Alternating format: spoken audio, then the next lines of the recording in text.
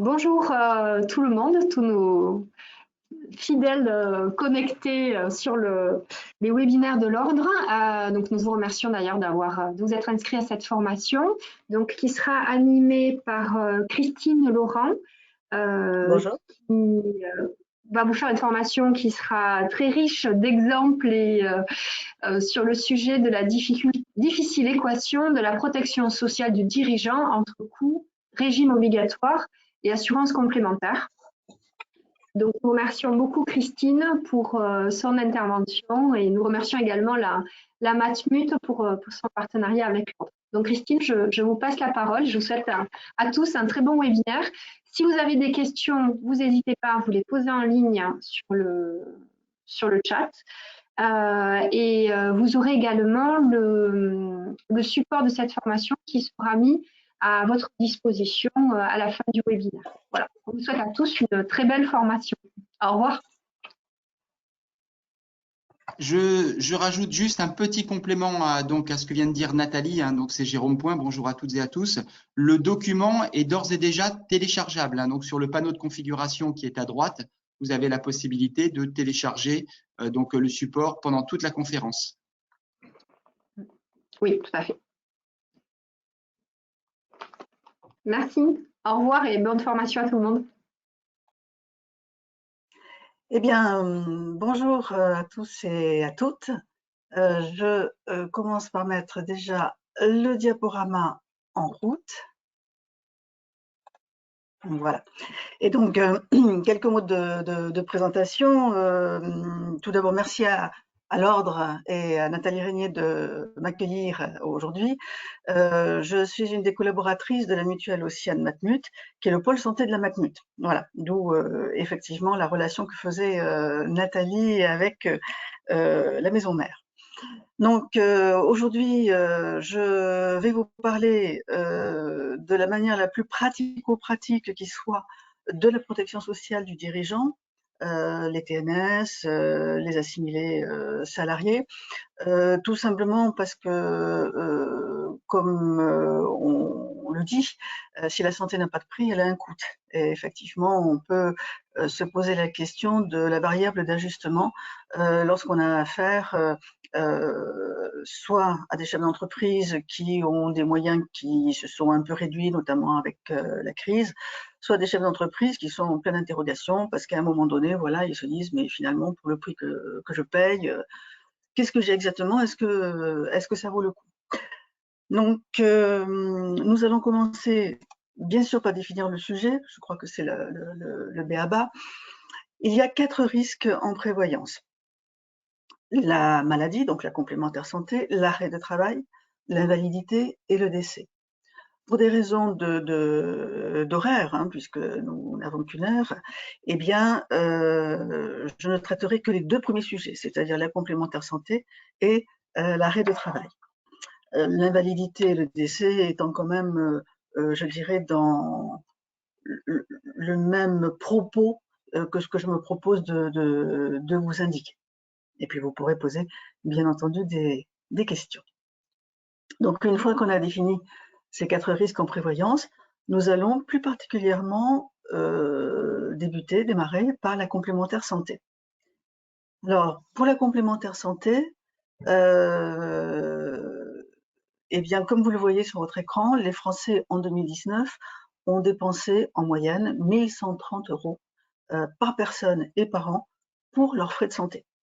Alors, bien entendu, ces chiffres datent de 2019, parce que depuis 2020, comme vous le savez, la pandémie due à la Covid a considérablement changé les éléments. Et donc maintenant, c'est quand même un petit peu plus compliqué. Il faut séparer les chiffres de la Covid des chiffres du reste de la santé, qui a quand même été impacté, au moins en 2020, avec de moindres prestations. Bref, c'est le fait de mouliner tous ces chiffres est un petit peu plus compliqué. Retenez qu'en 2019, chaque Français, chacun d'entre vous, a dépensé 1 130 € par personne. Vous êtes 4 personnes au foyer, ça fait 4 fois 1 130 €. Et ce qu'il faut retenir également, le deuxième chiffre, c'est que le reste à charge, avant le remboursement de la complémentaire santé, le reste à charge est de 55%. Donc, moralité, eh bien, effectivement, on ne peut pas beaucoup se passer de complémentaire santé par les temps qui courent. Néanmoins, au niveau de la complémentaire santé, comme vous le constatez tous chez vos clients ou même chez vous à travers votre contrat ou de TNS si vous êtes expert comptable ou de salarié si vous êtes collaborateur, vous voyez que les tarifs ne cessent de progresser. C'est une tendance continue. Malheureusement, j'ai peur qu'on ne revienne pas en arrière. Il y a des raisons de fond, ce n'est pas notre propos aujourd'hui, mais par contre, notre propos, c'est de dire, est-ce qu'on a vraiment besoin de complémentaires santé top, top, top niveau, haut de gamme, par les temps qui courent. Donc, pour alimenter ce débat, je veux vous parler d'une réforme qui s'appelle le 100% santé. Donc, elle s'appelait également au début le zéro reste à charge, mais voilà, on a préféré retenir, ou en tout cas, les médias ont préféré retenir la réforme du 100% santé. C'est une réforme qui a mis un petit peu de temps à se mettre en place, 3 ans, et elle est véritablement effective depuis le 1er janvier 2021. Donc, cette réforme, elle va concerner les 3 gros postes de reste à charge finalement dans votre complémentaire santé, que sont l'optique, les aides auditives et le dentaire. Donc, pour chacun de ces postes, on va regarder rapidement ce qu'il en est, en sachant que le principe de base de cette réforme du 100% santé consiste à avoir soit des soins qui n'ont pas de reste à charge, soit des éléments qui peuvent faire l'objet soit de prix maîtrisé, soit de reste à charge, soit de tarif libre. Donc, un bon exemple vaut mieux qu'un grand discours. Et donc, pour ce faire, on va commencer par l'optique. Alors, au niveau de l'optique, vous avez finalement plusieurs choix possibles. Vous avez la possibilité d'avoir une paire de lunettes, donc la monture et les verres, en 100% santé, donc pas de reste à charge. Vous allez me dire, ben oui, mais bon, les opticiens, quand j'ai été le voir, il m'a dit, oui, c'est pas forcément de la très bonne qualité. Ne tombez pas dans ce discours. Pourquoi? Parce que cette réforme, elle a été faite de manière à ce que les patients que nous sommes, les usagers que nous sommes, puissent bénéficier de bonnes qualités de prestations.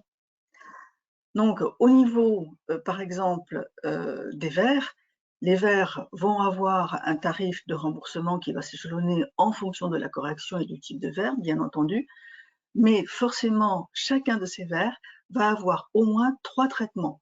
Un traitement amincissement, un traitement anti-reflet, un traitement anti-rayures. Donc, c'est déjà des postes importants puisqu'ils font l'objet d'options payantes lorsqu'on est sur l'achat d'une paire de lunettes normales. Également sur les montures, dont on pourrait se dire, ben voilà, les montures c'est 30 € maximum, donc on va avoir 3 fois rien. En fait, les montures, elles vont être en grand nombre puisque chaque opticien a l'obligation d'avoir pour un adulte une quinzaine de paires de lunettes dans 2 couleurs différentes au moins à vous faire choisir, au moins, hein, voilà. Donc, comme vous le voyez, on est quand même sur du choix. Et surtout, c'est très intéressant pour les enfants, parce que les enfants, ils se fichent complètement d'avoir une paire de lunettes Lacoste, que sais-je. Donc, pour eux, effectivement, vous pouvez, lorsqu'il y a renouvellement, choisir des équipements en 100% santé. Après, vous dites, ben, finalement, moi, ça ne m'intéresse pas, je veux une monture Chanel, et puis je veux des verres de la plus grande marque, et surtout pas de la sous-marque qu'ils font, qui n'est pas avec un logo. Donc là, vous allez être tout simplement dans les équipements à tarif libre. Voilà, donc ça veut dire que ça fonctionne comme d'habitude. Vous avez un tiers payant qui se fait chez l'opticien en fonction du montant de votre garantie, et puis vous mettez le reste à charge de votre propre poche. Et puis vous avez également la possibilité d'avoir ce que l'on appelle un équipement mixte, C'est-à-dire que vous dites, ben voilà, moi finalement, la petite monture de chez Lacoste, elle me plaît beaucoup. Par contre, les verres, je fais confiance à mon opticien. Donc, dans ces cas-là, vous pouvez avoir 0 reste à charge pour les verres et vous pouvez avoir un reste à charge pour la monture.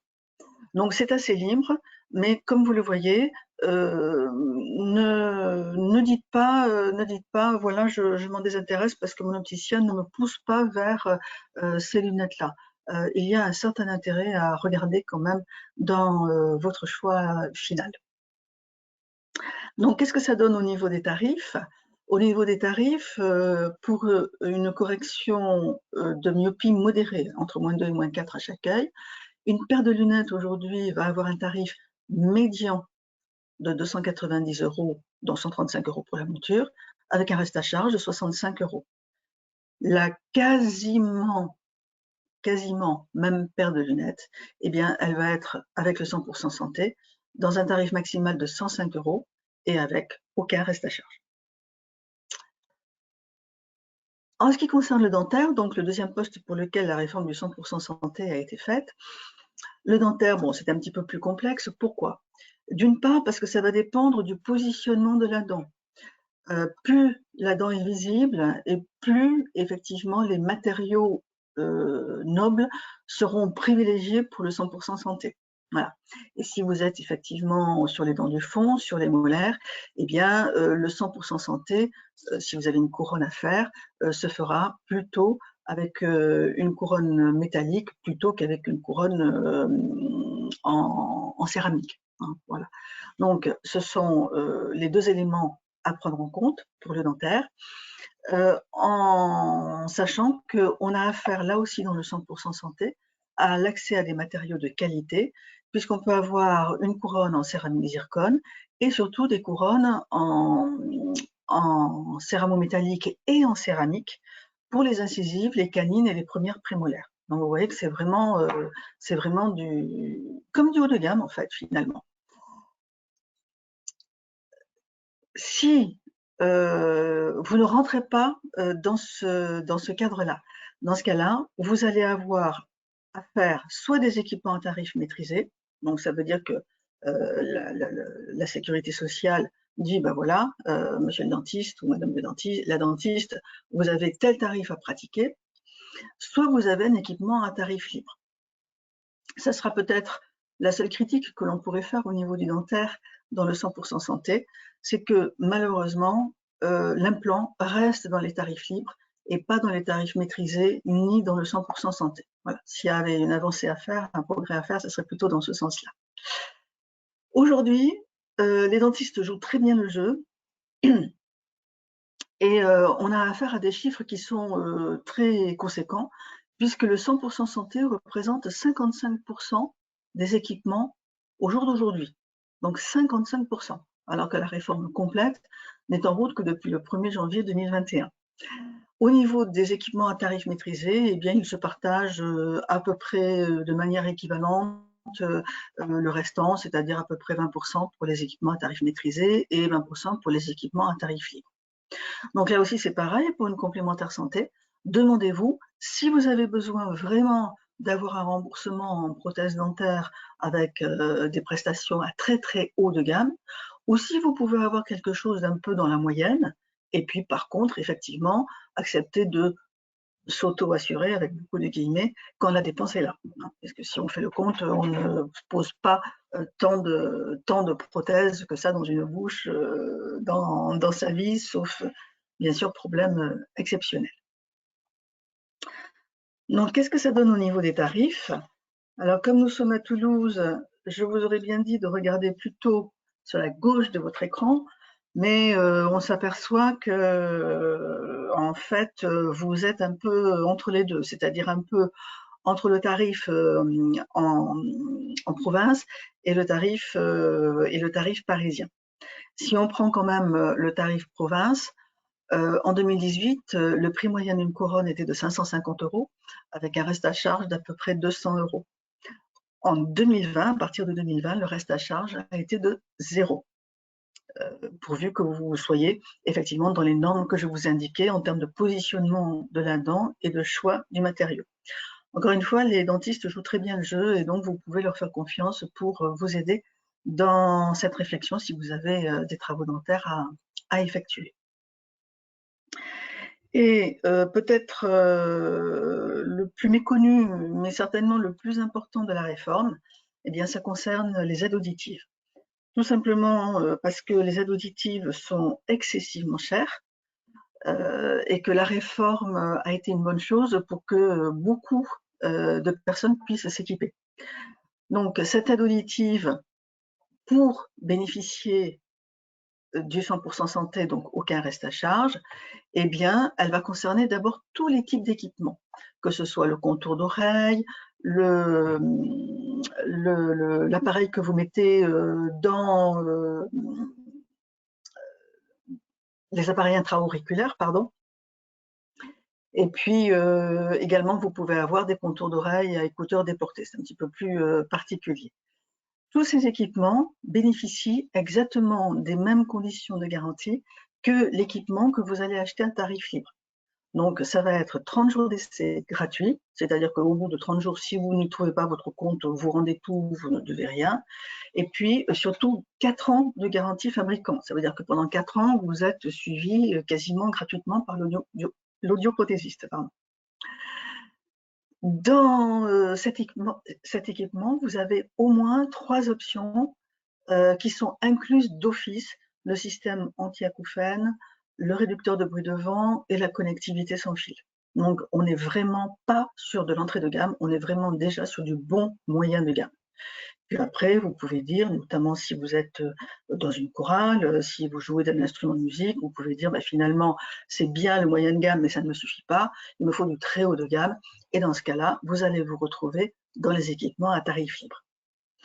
Ce qu'il faut retenir, c'est qu'au niveau du reste à charge, donc on équipe toujours les 2 oreilles, même s'il n'y en a qu'une qui ne marche pas bien, on équipe toujours les 2 oreilles pour des raisons d'équilibre. Le reste à charge, pas le coût, le reste à charge, en 2018, pour ces 2 prothèses, était de 1 700 €. En 2019, de 1 300 €. En 2020, de 800 €. Le SMIC étant en moyenne de 1 258 € net par mois. Et en 2021, pour l'absence de reste à charge, eh bien, cet équipement, ce même équipement, ne vous coûte rien finalement. Il coûte à la sécurité sociale, il coûte à la complémentaire santé, à la mutuelle, mais pour vous, il ne coûte rien. Donc c'est la raison pour laquelle on est passé, ou on est en train de passer d'à peu près 2,5 millions, 3 millions de Français équipés à quasiment le double, si ce n'est plus, c'est-à-dire entre 7 et 8 millions de Français équipés. Et ne croyez pas que ça ne concerne que les personnes âgées, puisque malheureusement, soit par le fait d'équipements pas très bien ajustés ou de musique écoutée trop fort, on a des jeunes qui sont obligés de se faire appareiller également. Donc, comment choisir une complémentaire santé aujourd'hui? Eh bien, ça va être un juste équilibre entre le 100% santé, pas de reste à charge. Vous voyez que vous avez vraiment une réflexion à mener entre le niveau de prestation que vous attendez et le niveau de tarification par rapport à ce 100% santé. Bien sûr, le montant des prestations en dehors de ce 100% santé, l'état de santé et l'âge. Alors, autant on est dans un contrat salarié et donc il faut prendre une espèce de moyenne, si je puis dire. Autant si vous avez un contrat pour vous en tant que TNS, pour votre client en tant que TNS, ou pour un chef d'entreprise qui serait par exemple tout seul dans son collège, là par exemple, on peut véritablement ajuster les boulons très finement. Donc bien sûr, il va falloir prendre en compte le tarif et également, il va falloir prendre en compte les services proposés. En effet, il est impensable aujourd'hui d'avoir une complémentaire santé qui ne propose pas la téléconsultation. Voilà. Donc, ça fait partie quand même des éléments de choix au-delà des remboursements et du tarif. Il y a tous les services qui sont autour qu'il faut regarder.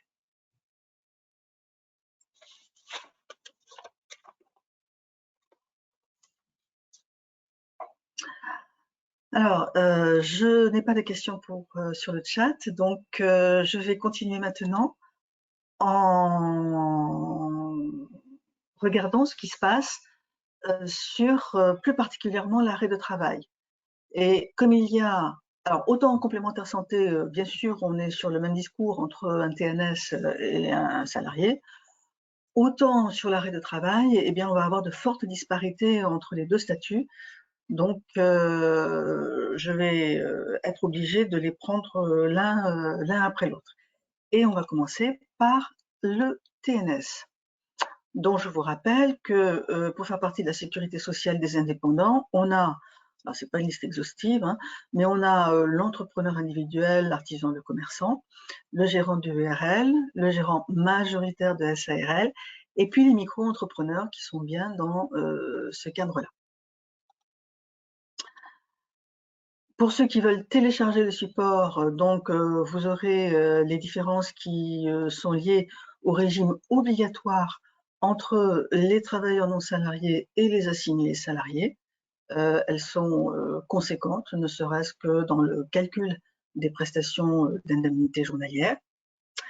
Et là aussi, un bon exemple valant mieux qu'un grand discours. Je vous ai fait un exemple pour un TNS, un artisan commerçant, dont le revenu annuel est de 24 000 € par an. Alors, je le ramène au mois, ça fait à peu près 2 000 € par mois. Hein. Vous savez qu'on ne compte pas tout à fait comme ça pour un TNS, mais enfin, il faut à un moment donné figer quand même les exemples. Donc, ça veut dire que son revenu en activité va être de 66 € par jour. Et le revenu, les indemnités journalières que va lui verser la sécurité sociale des indépendants va être à peu près de la moitié, c'est-à-dire 33 €. Donc finalement, il va bien perdre 33 € par jour pendant son arrêt de travail. Alors si c'est une mauvaise grippe ou un Covid Omicron, 5 jours d'arrêt, peut-être 7, ça peut passer. Si on est sur une fracture, en plus avec une consolidation pas géniale, là ça peut être beaucoup plus embêtant et il faut se renseigner sur des produits qui permettent à un organisme complémentaire de verser le complément d'indemnité journalière. Donc en l'occurrence 33 € par jour dans ce cas-là pour arriver aux 66 € de l'activité. Donc chez nous, alors faut bien un exemple, hein, donc chez nous, pour récupérer ces 33 € par jour, le coût du contrat de prévoyance va être à 30 ans de 33 € par mois, à 48 ans de 62 € par mois, pour un commerçant restaurateur. Alors pourquoi est-ce que je vous annonce ces chiffres? Alors, d'une part, ces chiffres comportent l'indemnité journalière, l'invalidité, le décès. C'est pour vous indiquer plusieurs choses. La première, c'est que, comme vous le savez, pour la majorité de mes confrères et concurrents, comme pour nous, eh bien, le tarif va dépendre de 2 éléments qui sont l'âge et l'activité. Donc vous voyez que plus on avance en âge, plus le risque est réputé élevé et donc plus le coût va être important. Et également, en fonction du métier que l'on exerce, le coût peut être plus ou moins important. Si vous avez affaire à un consultant informatique, il est bien évident qu'il paiera moins cher que ce commerçant restaurateur qui, lui, a plus l'occasion de se brûler, de se couper, et quelqu'un dans le bâtiment paiera encore plus cher, hein, il faut bien le dire. Donc voilà pour ces éléments. Le deuxième point sur lequel je voulais attirer votre attention, c'est sur le fait que vous allez trouver, ou vos clients vont trouver naturellement des tarifs beaucoup moins chers. Je ne le conteste pas. Par contre, à ce moment-là, il est important qu'ils se posent 2 questions. Première question, qu'est-ce qu'il y a dans les clauses d'exclusion? C'est pas la même chose d'exclure le parachutisme que d'exclure le match de football du week-end. Donc, effectivement, si vous avez un prestataire qui exclut le match de football du week-end dans lequel on peut se faire une entorse, par exemple, vous allez avoir des tarifs qui vont être de suite beaucoup plus bas. Deuxième élément, c'est également vous poser la question des restrictions. Par exemple, j'ai encore vu, alors à mon grand étonnement, parce que je ne pensais plus que ça existait maintenant, mais j'ai encore vu il y a fin d'année dernière, fin 2021, un contrat dans lequel le chef d'entreprise était assuré en métropole. Donc, s'il va prendre des vacances aux Antilles, par exemple, il n'est pas assuré. S'il va prendre des vacances en Europe, il n'est pas assuré, et puis, etc., etc., etc. Donc, voilà, ce sont des manières de faire pour faire baisser le tarif. De même que pour faire baisser le tarif, une bonne manière qu'emploient certains prestataires, c'est d'assurer, mais pendant un certain nombre de jours. Par exemple, à partir du démarrage du versement des indemnités journalières, eh bien, ils vont assurer pendant 180 jours, par exemple, pendant 6 mois. Manque de bol, si votre artisan commerçant a un cancer, qu'il lui faut chimio, radiothérapie, qu'il est très fatigué, qu'il ne peut pas reprendre, et puis qu'il est tellement pas bien qu'il va être déclaré en invalidité, eh bien, il aura ses 180 jours indemnisés et rien de plus. Alors qu'avec un produit complet, alors certes plus cher, hein, bien entendu, il aura une indemnisation soit jusqu'à consolidation, soit jusqu'à 1095 jours, enfin bon, etc., etc. Et après, c'est l'invalidité, la rente invalidité qui prend le relais. Donc attention, parce que derrière les tarifs, eh bien, on peut voir beaucoup de choses. Également, lorsque vous avez affaire à quelqu'un qui a un revenu qui est beaucoup plus haut que les 24 000 € que je vous indiquais tout à l'heure, donc 48 000 € par an, par exemple, eh bien, son revenu en activité par jour va être de 133 €. Par contre, il y a une limitation au niveau du régime obligatoire. Il ne va pas toucher la moitié, il va toucher 56,35 € uniquement. Donc, la perte de revenu sera de 77 € par jour. Et là, c'est pareil, la question à se poser, c'est est-ce que à ce moment-là, il faut lui faire souscrire eh bien, la totalité, les 77 € par jour en indemnité journalière, ou est-ce qu'au contraire, on tape un petit peu plus bas, on tape aux alentours de 50 €, 56 plus 50, ça fait 106 € par jour au lieu de 133, voilà, est-ce que c'est jouable? Voilà, tous ces éléments-là, ça fait partie des questions qu'il faut se poser. Je vous rappelle que les micro-entrepreneurs sont considérés comme travailleurs non salariés, sauf si bien entendu ils cumulent avec un emploi par ailleurs, et donc il faut voir effectivement quel est celui qui est prioritaire. Et donc dans ces cas-là, les micro-entrepreneurs ont des indemnités qui sont faibles, et puis surtout les conditions de revenus pour déjà accéder aux indemnités journalières sont telles qu'il faut qu'ils perçoivent plus de 4 000 € de revenus par an en 2021. C'est la même chose en 2022. Donc ça veut dire quoi? Ça veut dire concrètement que ça illustre bien le propos selon lequel être micro-entrepreneur à part entière, ça ne peut être, en matière de protection sociale en tout cas, qu'un statut provisoire. Ça ne peut pas être un statut indéfini pendant 5-10 ans. Ça ne peut être qu'un statut provisoire pendant 2 ou 3 ans. En ce qui concerne les assimilés salariés, donc là aussi liste non exhaustive, mais vous voyez beaucoup en ce moment de présidents de SAS ou de SASU, c'est quelque chose notamment en création d'entreprise que vous rencontrez très souvent. Et donc dans ce cadre-là rentrera également le gérant minoritaire ou égalitaire de la SARL. Donc, c'est le même tableau que tout à l'heure, simplement pour indiquer qu'il y a des disparités fortes dans le régime obligatoire entre les travailleurs non salariés et les assimilés salariés.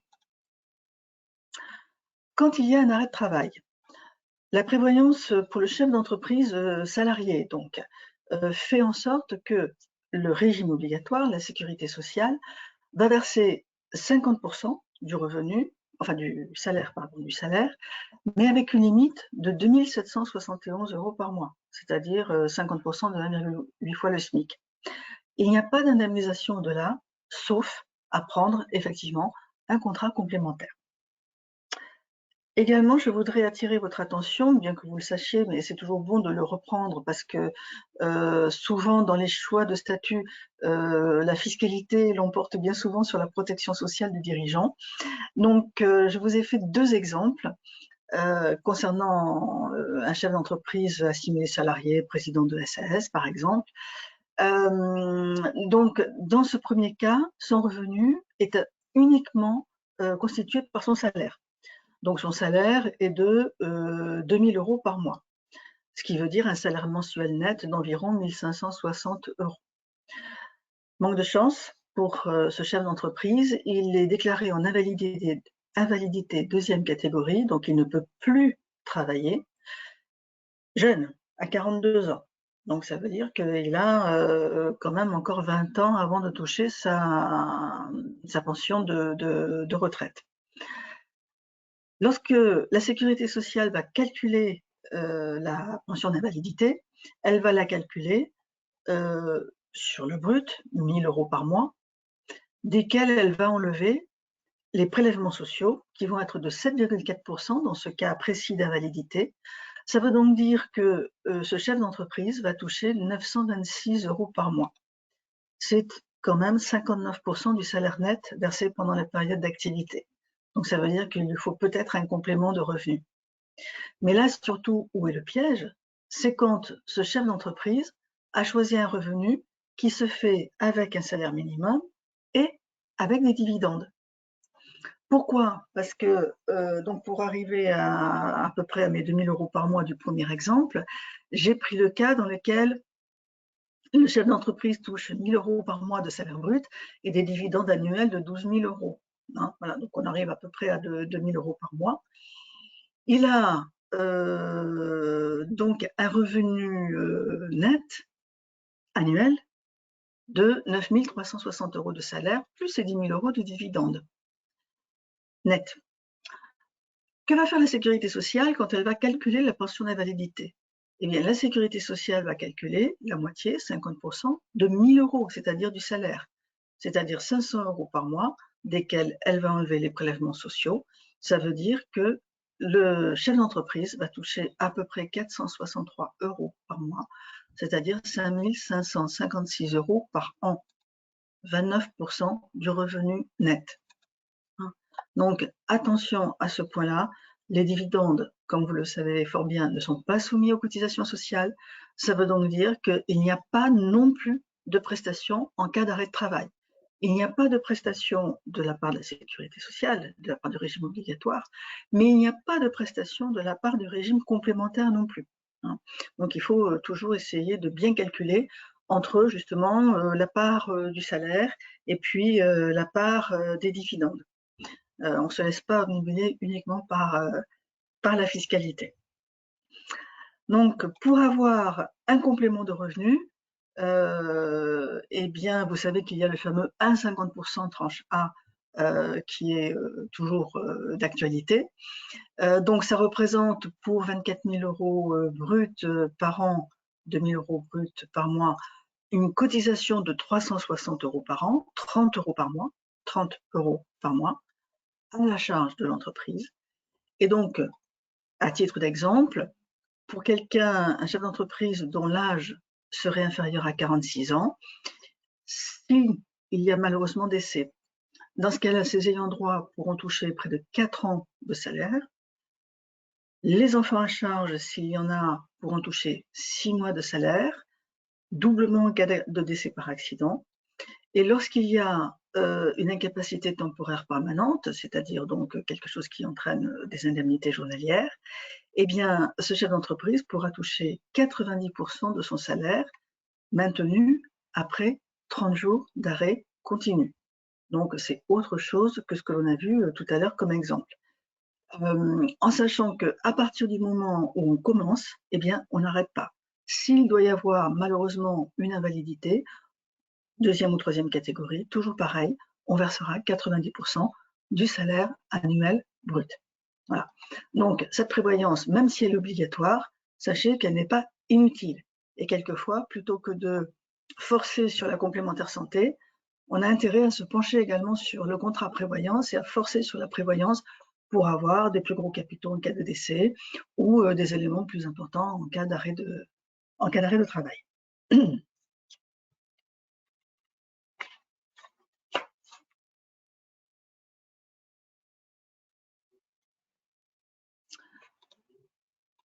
Donc, pour résumer, dans la prévoyance complémentaire, que ce soit l'arrêt de travail, l'invalidité, l'incapacité, le décès, il y a une nécessité absolue, qu'on soit TNS ou qu'on soit salarié, de s'assurer pour des compléments de revenus. Ça, c'est véritablement l'impasse, comme veulent le faire pas mal de chefs d'entreprise, notamment ceux qui commencent, ceux qui sont créateurs d'entreprise.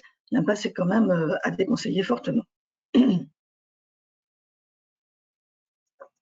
Et d'autre part, là aussi, je vais enfoncer des portes ouvertes.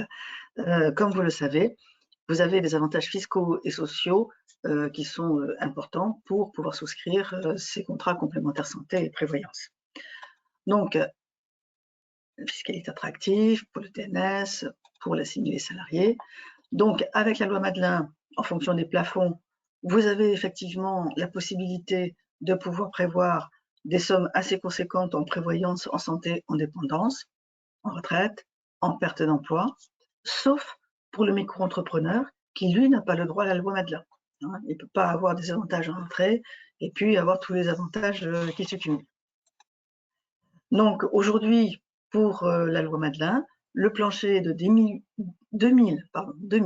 879 € en 2022 et le plafond 9 872 €. Donc, on peut faire vraiment des belles choses en termes de protection sociale et donc avec la déductibilité fiscale. Donc, les sommes versées sont déductibles des bénéfices imposés. En ce qui concerne le salarié, donc la fiscalité est intéressante puisque les cotisations sont déductibles du bénéfice imposable de l'entreprise, d'une part, et puis, d'autre part, et c'est le plus intéressant quand on est salarié, il y a exonération des charges sociales patronales sur les cotisations. Donc, quand on tient compte des planchers et des plafonds, un assimilé salarié a droit à un plancher de 2 470 € en 2022 et à un plafond de 4 940 € en 2022. Là aussi, ça permet de pouvoir souscrire des bons contrats en matière de complémentaire santé ou en matière de complémentaire prévoyance. Excusez-moi, j'ai un petit chat dans la gorge.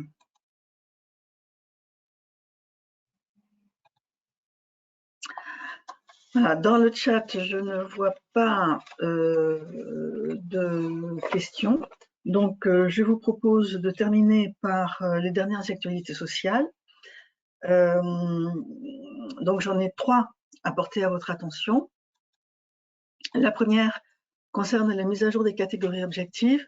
Vous savez certainement que depuis la fusion ARCO-AGIRC en 2019, donc la référence à la convention collective des cadres de 1947 est caduque.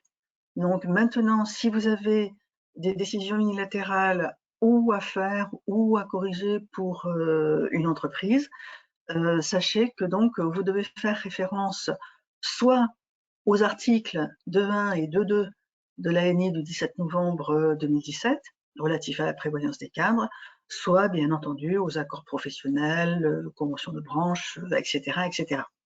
Donc attention à ce point-là, parce que dans ces mises à jour de catégories objectives, le décret a été publié, ça fait 6 mois maintenant, le 31 juillet 2021, il entre en vigueur le 1er février 2022. Avec une petite subtilité, c'est que c'est vrai, par exemple, pour toute nouvelle entreprise, ou disons toute entreprise qui aurait la nécessité de renouveler sa décision unilatérale. On change de prestataire, on change de garantie, on change de cotisation, il faut refaire la DUE. Donc là, effectivement, l'entreprise a intérêt à faire la nouvelle DUE avec ces termes-là. Comme ça, c'est fait, ça pose pas de problème, et puis c'est le jour où les contrôles URSSAF reprendront sur ces thèmes-là, tout le monde sera tranquille. Par contre, les entreprises qui ne changent rien, elles ont pas mal de délais, puisque en fait, lorsqu'elles bénéficient déjà de toutes les conditions pour avoir l'exonération des cotisations sociales, eh bien, elles ont jusqu'au 1er décembre 2025 pour se mettre en conformité. Voilà, donc il y a pas mal de temps. De toute façon, pour ces éléments-là, quand vous avez besoin d'une DUE, je vous renvoie bien entendu vers les prestataires habituels que nous sommes. Tout bon prestataire doit fournir une décision unilatérale qui soit bien entendu mise à jour et qui tienne compte de tous ces éléments. Deuxième élément pour la conformité des contrats collectifs, donc des contrats des salariés, c'est l'instruction de la Sécurité sociale du 17 juin 2021. Là aussi, il s'est passé pas mal de choses au milieu de l'année dernière. Et en fait, c'est lié, bien entendu, à la crise sanitaire, puisque cette DSS nous indique qu'il doit y avoir maintien des garanties pour les nouveaux cas de suspension de contrat de travail. Donc les salariés en activité partielle ou en activité partielle de longue durée notamment, plus les congés rémunérés par l'employeur. Donc là aussi, il y a des mises en conformité à faire. Lorsqu'il s'agit d'accords de branche, de conventions collectives, d'accords collectifs, donc les entreprises ont le temps, puisqu'elles elles auront l'obligation de se mettre en conformité au 1er janvier 2025, donc on a du temps. Mais par contre, si il s'agit d'une décision unilatérale de l'employeur, elles auraient dû se mettre en conformité au 1er juillet 2022. Néanmoins, comme rien n'est jamais simple, la Sécurité sociale a, par sa lettre du 19 octobre 2021, la Sécurité sociale est revenue sur ce texte-là, a changé la date et a dit que la mise en conformité serait effective dans les cas de DUE pour le 1er janvier 2023. Donc on est un peu dans l'usine à gaz. Alors, mon conseil, si vous voulez faire simple, si vous voulez que vos entreprises ne s'enquiquinent pas à faire 36 000 DUE avec le formalisme que ça suppose, c'est de cumuler finalement ces deux textes avec la nouvelle définition des catégories objectives et puis donc les nouveaux cas de maintien de salaire. Et donc dans ces cas-là, si on compacte finalement les deux éléments, normalement, pour pas trop vous embêter, vous devriez refaire la DE et son formalisme pour le 1er janvier 2023, pour vous simplifier la vie. Hein, voilà. Après, vous pouvez faire en deux temps. Premier temps avec les nouveaux cas de maintien de garantie, et deuxième temps avec la nouvelle définition des catégories objectives. Hein, vous ferez comme vous voudrez, vous avez le choix, mais finalement, si, encore une fois, vous ne voulez pas trop vous enquiquiner, le bon conseil à donner aux entreprises, c'est de tout refaire pour le 1er janvier 2023. Et enfin, le dernier élément, la dernière information, pardon, sur laquelle je voulais porter votre attention, concerne la portabilité en cas de liquidation judiciaire de l'entreprise. Alors, je pense que la plupart d'entre vous êtes au courant. Néanmoins, pour ceux pour qui ça serait encore un petit peu flou, je vous rappelle que maintenant, en cas de liquidation judiciaire de l'entreprise, on a un arrêt de la Cour de cassation qui met tout le monde d'accord finalement. Hein. Donc, en fait, l'arrêt de la Cour de cassation, pour faire simple, il nous dit tout simplement que à partir du moment où il y avait des garanties, au moment où le licenciement du salarié est intervenu, à partir du moment donc, où il y avait des garanties qui étaient mises en place, eh bien, ce salarié peut prétendre à la portabilité de ces garanties, complémentaire santé, prévoyance, à titre gratuit. Donc, ça s'applique à tous les cas de cessation d'activité, donc dépôt de bilan, bien entendu, liquidation judiciaire, mais également qu'il y ait eu paiement ou pas des cotisations. Les assureurs ne peuvent pas refuser à un salarié la portabilité au motif qu'il y a liquidation judiciaire ou au motif qu'il n'y avait plus de paiement des primes. Voilà, donc les choses sont claires et au final, ce qu'il faut retenir, c'est que le seul cas d'exclusion possible pour un salarié, c'est le licenciement pour faute lourde. Voilà, donc à partir du moment où un salarié a droit aux indemnités pour l'emploi, quelle que soit la manière dont ça s'est passé avec son entreprise, et notamment dans le cas d'une liquidation judiciaire, l'assureur ne peut pas refuser la portabilité. Donc, voilà pour les éléments que je souhaitais porter à votre attention. Je ne vois toujours rien sur le chat. Par contre, je sais qu'on avait quelques petits, comment dirais-je, quelques petits soucis au niveau du pavé question, que moi je ne vois pas apparaître alors que le CROEC le voit apparaître. Donc le mieux, si vous avez des questions. Christine, oui. j'ai moi accès aux questions, donc on a une question. Parfait. Simplement. Donc oui. Bonjour, un président n'ayant pas le temps de travail afin d'être couvert par la sécurité sociale, ne doit-il pas gagner au moins 1015 fois le SMIC horaire sur les 6 derniers mois? Alors, oui, je vous renvoie au texte, bien entendu.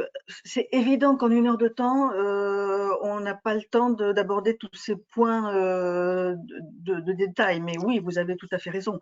Donc, il faut le prendre en compte, bien évidemment.